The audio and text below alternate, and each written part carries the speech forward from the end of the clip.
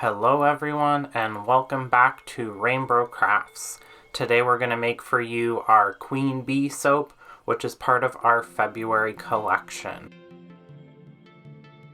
We will start out first by blending in our lye water solution into our plant-based oils. Our plant-based oil blend is in the description box down below. It is vegan as always. It is also palm oil free as always. The lye water and the oil are both at about 110 to 120 degrees Fahrenheit. We will stick blend this until it comes to a light trace, so consistency of a loose pancake batter would be the best approximation. Next, we will strain in our colloidal oatmeal slurry. Colloidal oatmeal slurry is just colloidal oatmeal and water. The water actually offsets the moisture that the kaolin clay, which is also in this recipe, removes from the finished product. If you don't offset that clay with a little extra water, it actually will cause your soap bar to crack, and we don't want that. So we'll strain that in, scrape that strainer off, and then we will make sure that the oatmeal is fully incorporated into this soap batter.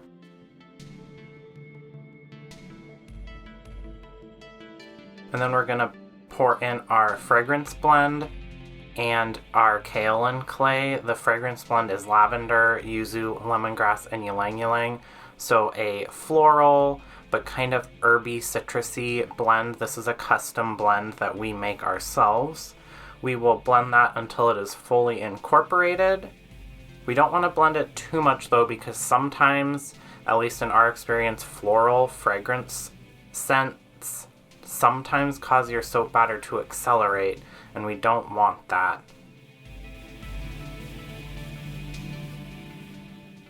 So we will pour off our soap batter into 2 smaller pitchers, and then we'll leave some in the large Cambro there.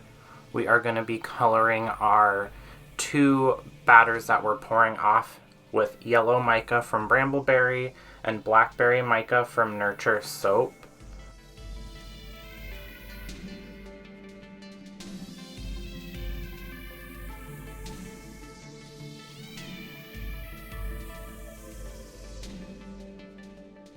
And you might see there a second set of hands popping in and out of frame. That's actually the other half of the RainBros. That's Zach. He is playing prep chef today to this video. So like I said, we are adding yellow mica from Brambleberry and blackberry mica from Nurture Soap. The blackberry mica does look very dark in this application, so not quite as purpley as what I was wanting, but it still is a really pretty end result. We will be blending the colors just until they're incorporated.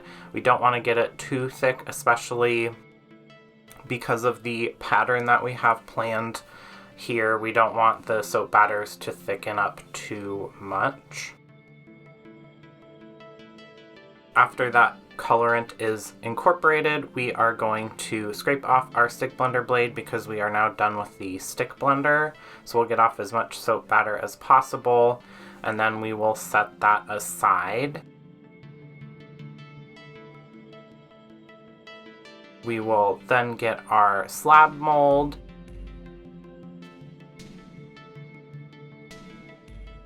And the inspiration for this soap pattern actually is from an acrylic pour. So we're going to do concentric circles here, alternating colors, the uncolored soap base, and then yellow, and then a little more of the uncolored soap base, and then some of that blackberry colored soap batter, and we'll basically just repeat that until we have poured all of the soap batter into that mold. You can kind of see here how much thicker the soap batter has actually gotten between when we've blended it and this stage, which is only a few minutes in real time. So we definitely want to pick up the pace here.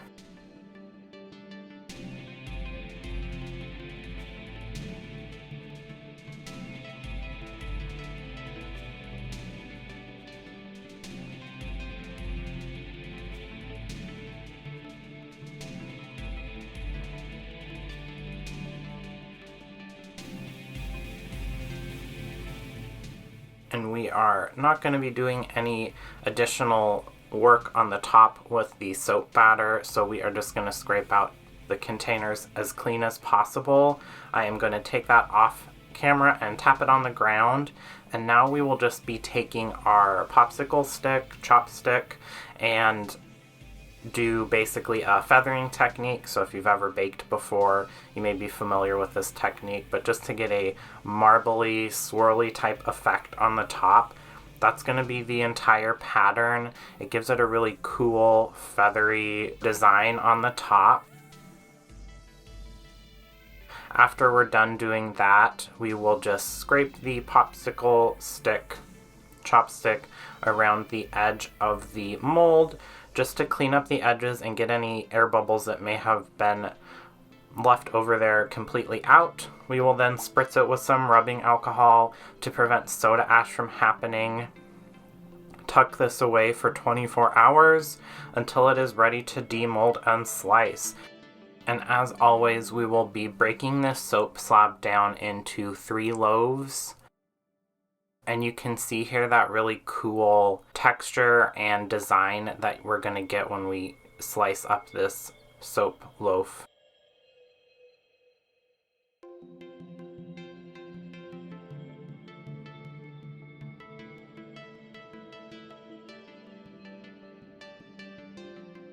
And with that little thin end piece and any of the edges we actually bevel off of our soap bars, we do save those, and we are going to reincorporate those into a Franken soap basically.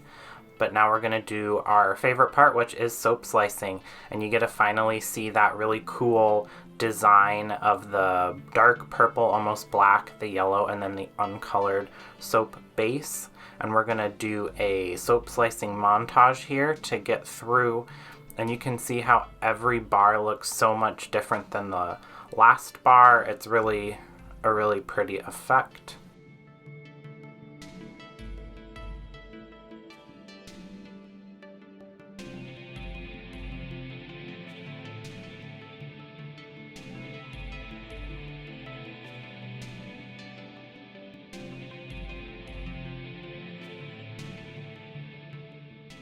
And that is how we make our Queen Bee soap, which along with all of our other February scents will be ready February 1st on our website, so go check those out. Don't forget to like and subscribe if you want to continue to see what RainBro Crafts comes up with next. Thanks for watching.